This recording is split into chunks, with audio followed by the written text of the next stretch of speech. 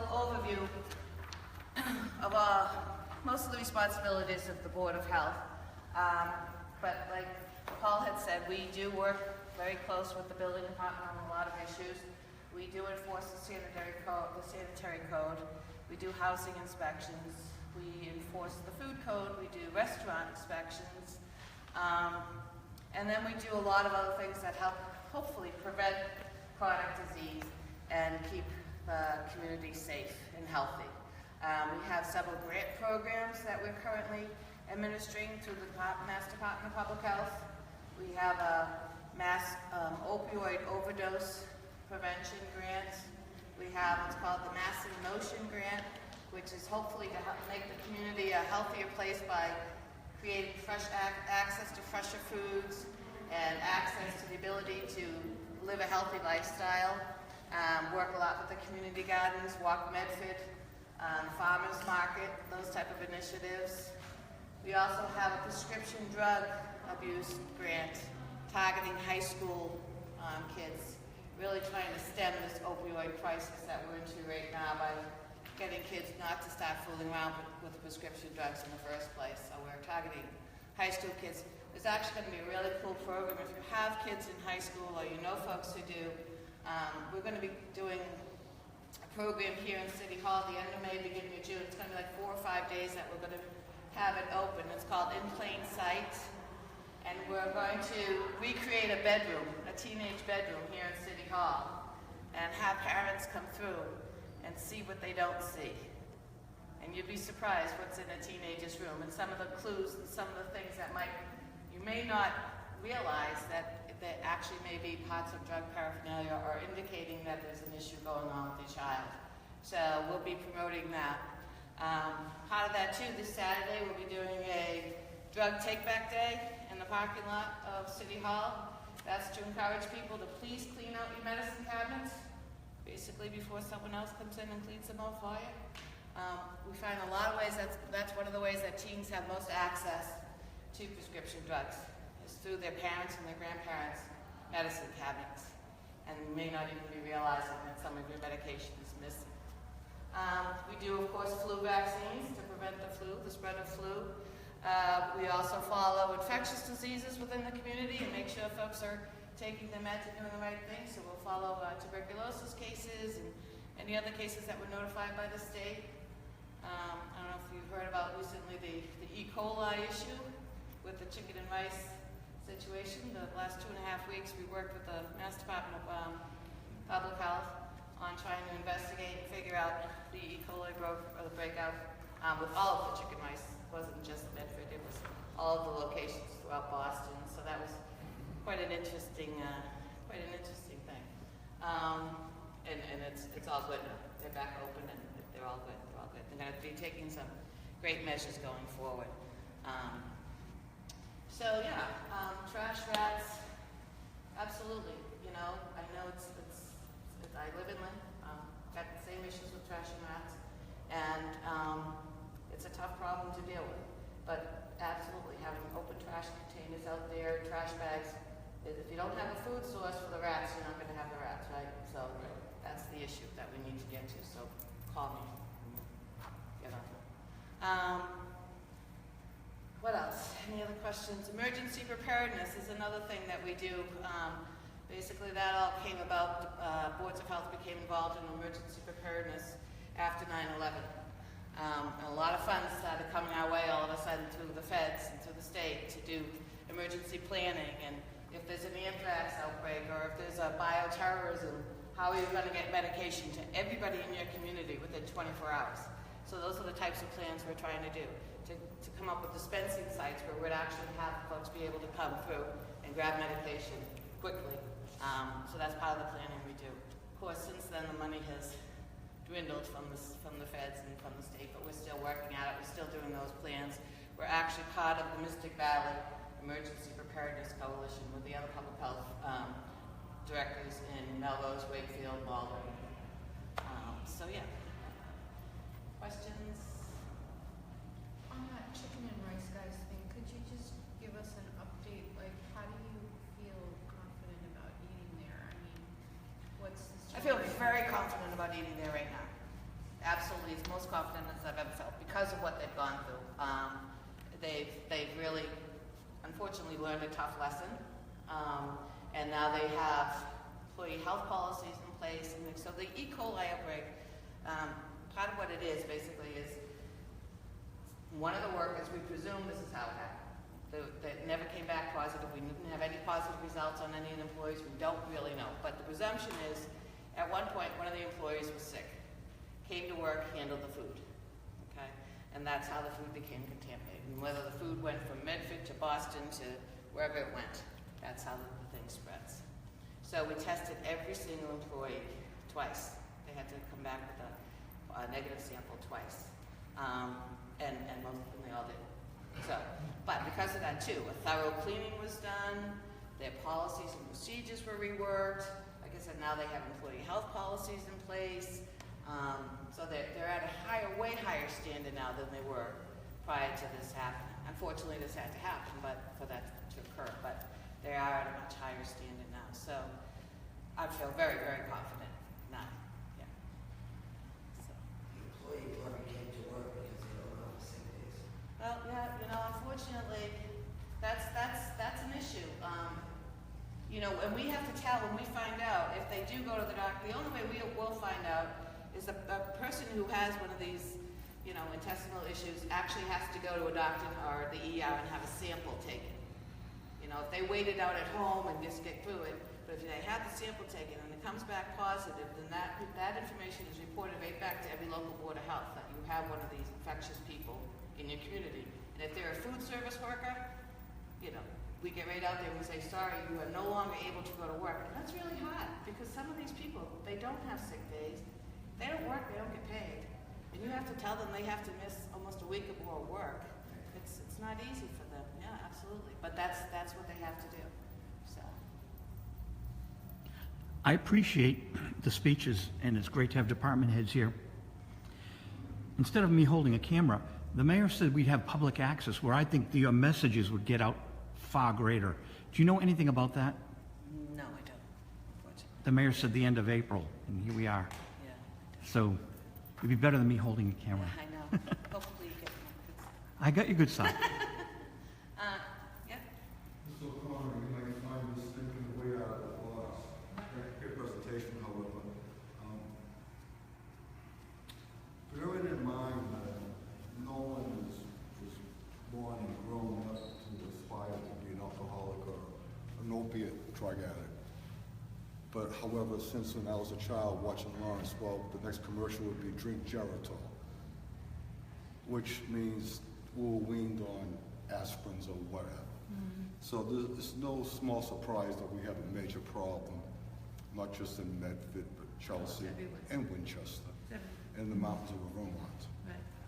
So, bearing that in mind, it seems like just say no, Mrs. Reagan, probably did not work very well. If you agree with me, that's okay, or not. When I toured Europe in '74, my last city out of 13 or country was London, England. And there, if you got arrested and was a documented heroin user, mind you, I believe you could get a prescription and go to the pharmacy on a daily basis and pick up 3 heroin cigarettes, which means they couldn't melt them and shoot them into their veins. And from what I understand, they become productive members of society. They went to work, stopped robbing mama and papa, you, the neighbors, and all kinds of crimes. Right. And it would make sense, I believe, to just say, yes, only if they have that problem. Because if the man wants ribs, he's going to get the ribs regardless. And are you aware of the international entity that's on Mystic Avenue that's pushing the same, as I'm speaking, that they did in London in 1974? And as a matter of fact, they're in over 37 countries. And the person that started the entity is one of the top narcos from New York City. And it presently exists on Mystic Avenue. Are you aware of this? No. And have you heard any pushback in this manner No. in your life? No. I haven't heard of heroin cigarettes actually ever I'm before. sorry? I've never heard of heroin cigarettes actually ever before, but No, I mean about legalizing it to take out the criminal element. no, but there are a lot of initiatives underway right now that are trying to do just that. So that if you get arrested for heroin, we're trying to push you to treatment, right, as opposed to Versus prison. methadone, they want Right. the real drugs. They don't want full-on methadone. Right, That right. doesn't work. And they Right. just sell the pills on the streets. Right. If you get 3 cigarettes, which, the drug of choice is heroin, they cannot melt. And shoot. There's also Vivitrol, which is a shot that they can get, and that way it certainly can't be. You can't share that. You can't sell it. It's a shot that you. So there are different treatment modalities coming up. Pain, does it? Yes. It stops the opioid craving basically. And And they have eases the something pain. for that, for alcoholism also? It's similar to what they have for A alcohol. different drug? Yeah, it's Do you different. know what it's called? The alcohol one or the? Yes. Yeah, I do, but I'm blanking right now. And what's the heroin called? It's Vivitrol. Vivitrol. It's a Thank you. shot. Yeah. As long as you're aware of this, I believe, I'm not dreaming, this is factual, even though some gentlemen in the front row are still laughing. Thank you for listening. No, this is a very I serious know issue. it's I talk about solutions. I know what the problems are, we all know what the problems are, but I don't see the solutions. So, I went to BU once, it was closed. That's my 2 cents and I'm done. Thank you for listening. Questions? Hi, it says on your handout that you protect against environmental hazards. I've been trying to get the water department to change a pipe out in front of my house because the water that's coming into my house is like dark brown, and I'm not getting anywhere with them. And I did contact the mayor's office, and they had them come out to my house again. What is your opinion of water that comes in that's like that? Have you had to test it? It was not tested, no. First they found sludge out in the street, in the pipes, and they flushed them. Yeah. And then that was replaced with, I have a filter coming into my house. Within 3 days, it's chocolate brown. I mean, it's really, really bad, and we can't drink the water. And I didn't know if the health department has any influence.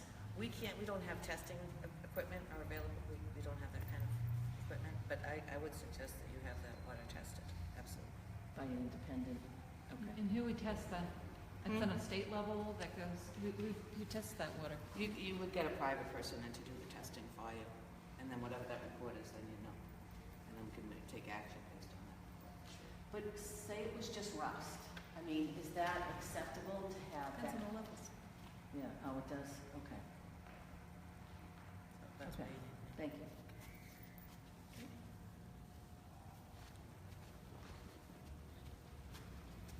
Next up. Hi, my name is John Bavuso. I am the Code Enforcement Officer of the City of Medford. I enforce the municipal zoning ordinance, municipal bylaws, the state building code. Our departments work together as many of our codes overlap. We have volumes of codes, rules, regulations. It doesn't cover every possible scenario that you're going to run across. We do not get involved between neighbors. We can't, right? There's no telling what caused two people to come to a disagreement over something. We do the best we can to mediate with people. We do our best we can to solve the complaints. Our primary focus here is to save lives in the city. If we have a complaint about rats or trash or parking or noisy people, we're going to go to an apartment where someone's in jeopardy of dying first.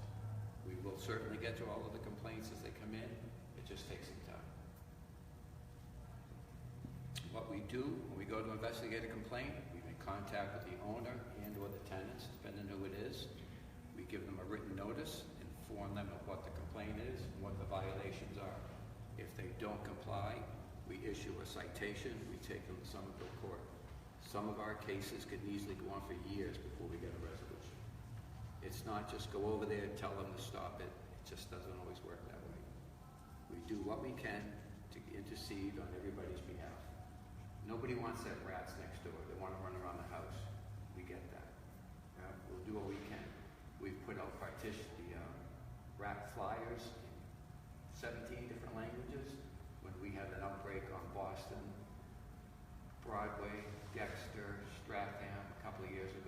still have some of those if anyone's interested.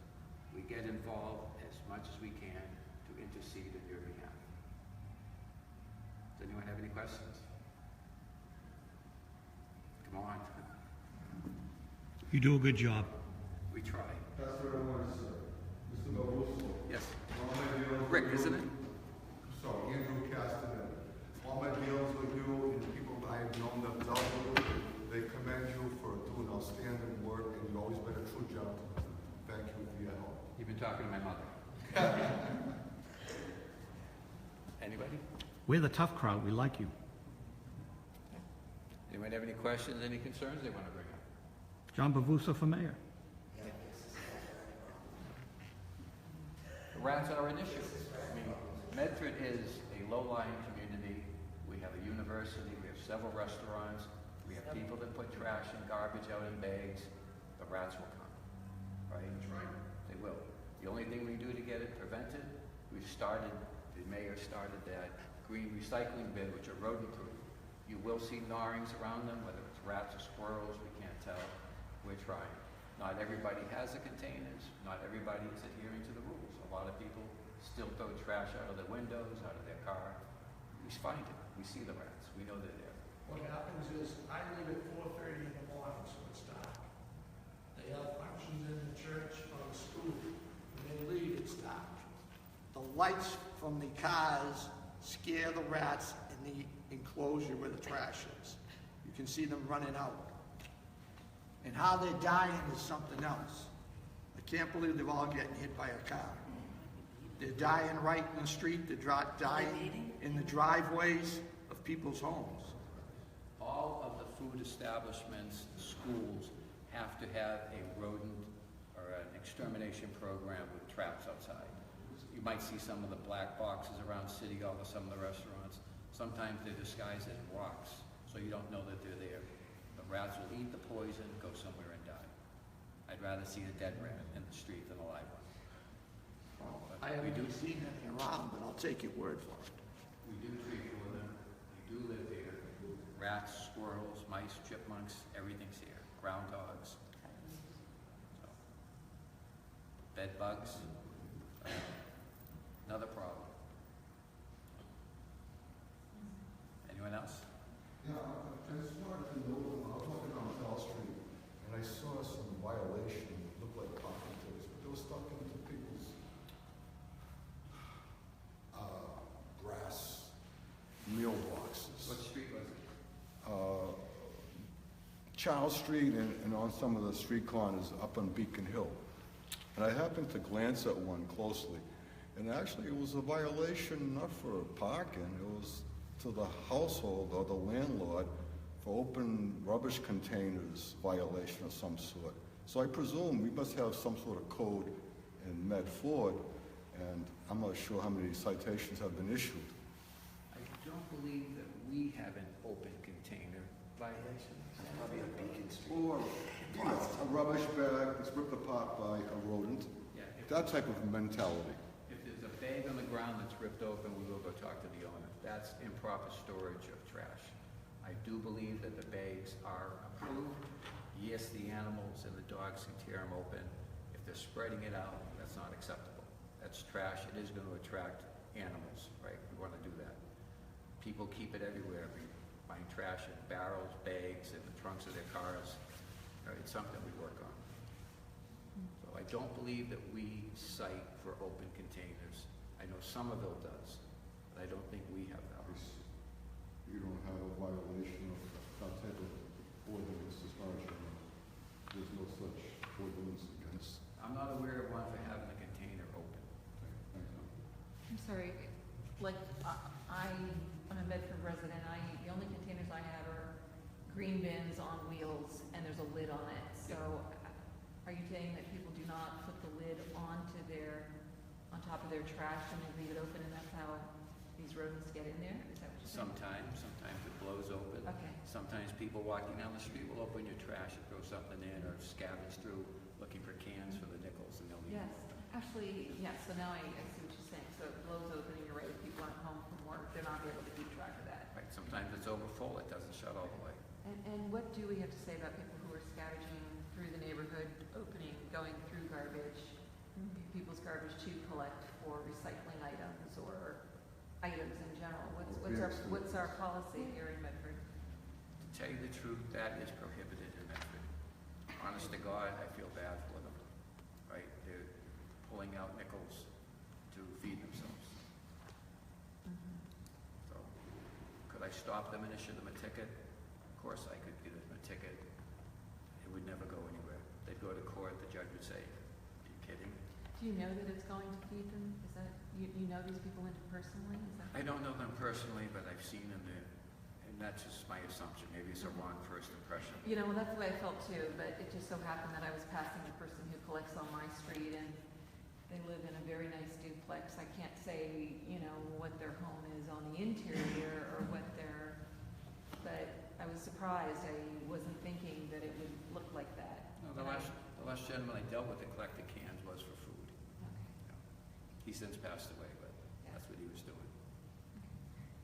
So, anybody? Hey, John, Dave Mayock, Cottage Street, West Medford. Yes. On the subject of trash bins, the issue that I see a lot is the size of the bin. And again, they're overfilled, the lids are up, and again, whatever, rodents, you name it, can get into them. Has there been any discussion about maybe getting larger units? Like the size of the recycle bins?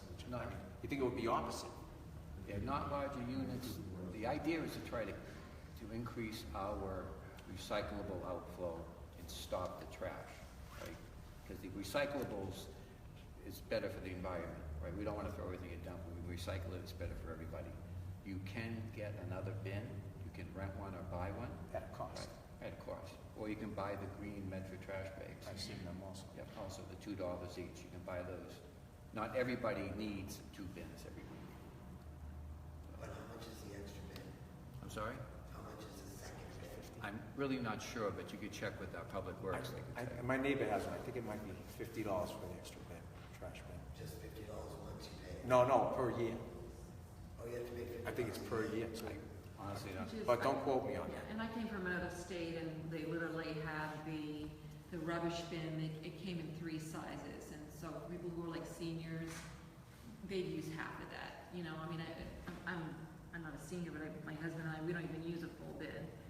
What we offer here would be the medium size, and then they had a large for people with just lots of kids, extended family living with them, and you would pick, and then what would happen is each bin would be at a particular price that you would be charged for the year. So it would give you the option, so. I thought. Okay, I would contact Public Works for us. They go through waste management. Yes. I'm just concerned about leaf waste. The what? Leaf waste from the trees coming into the yard. There's a limit on pickup, and I do my own yard work, so that the leaves aren't picked up on time for the waste disposal because they fall afterwards. How can we take care of that? Because the time will not be extended, and the next time it's taken care of is in the spring. And you have to wait even for that to clean your yard. And I find that very difficult as a property owner. Yeah, I personally mulch mine. I have a mulching mower, and then I put it in compost. But I'd recommend, again, you check with Public Works Department for the pickup and see if they have any options for that. Okay. They I know. actually don't, so I have the same problem.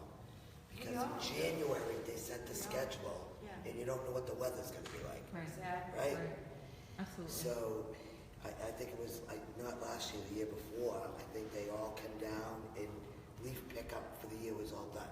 Yeah. So I did call, and they told me, get a private contractor to come and pick up your leaves. Really? I'm gonna dump my leaves in the city hall parking lot. Yeah. Like, no, I shouldn't have to pay. No. But You they should won't not do it set unless the you schedule in January. for the whole. You know what I mean? You know the weather affects when the leaves drop. Yeah, I understand, and they're all legitimate concerns. But I think they Again, spread it our out. primary focus here is, saving people's lives, illegal housing, He's codes, he's nothing to I'm do with sorry, waste that No, department. no, is trivial. it's all It was embarrassing. codes regarding the lids and the rats, and we kinda got off track, and Quality of we all life got to is- chat a little bit Well, can here. you let the person know who's responsible? Again, I would go to Public Works. Yeah. I'm sorry. I No, no, don't be really- silly. Quality of life is a big thing, we understand that. Maybe they could petition the mayor or the council to do an extra pickup at an additional cost, of course, but we do have a problem. Some of these trees, they do let go late in the Oh, season. like you And have- it's dependent on the season, Yeah. the year also, what kind of year we're having.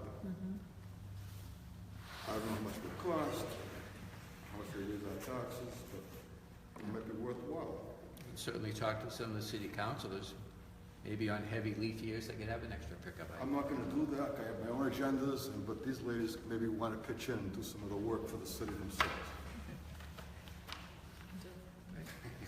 I give you the job.